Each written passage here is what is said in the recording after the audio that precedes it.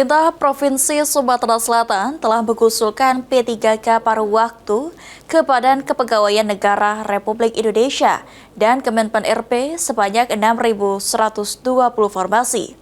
Upaya ini untuk memberikan peluang bagi pegawai non-ASN yang telah ikut seleksi P3K tahap 1 dan 2, namun tidak mendapatkan formasi. Sebagai upaya memberikan peluang bagi honorer yang tidak mendapatkan formasi pada seleksi P3K tahap 1 dan tahap 2, pemerintah Provinsi Sumatera Selatan telah mengajukan honorer menjadi P3K paruh waktu.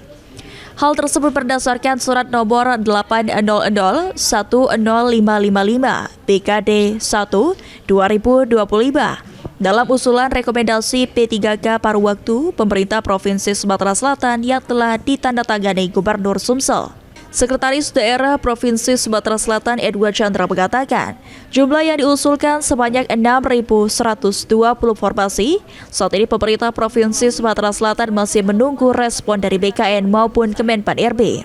Pada intinya, pemerintah provinsi berupaya untuk memberikan kesempatan kepada seluruh honorer di lingkungan pemerintah Provinsi Sumatera Selatan. Atau input data untuk pemberian. Ya, jumlahnya lebih dari 6.000 ya, sudah diajukan.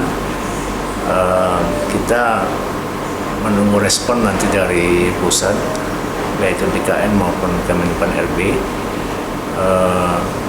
Pada intinya kita siap nanti setelah ada arahan tunjuk respon dari pengajuan yang telah diajukan oleh Bapak Gubernur. Adapun jumlah pegawai non-ASN yang telah ikut tahapan seleksi P3K yang belum mendapatkan formasi sebanyak 6.120 orang.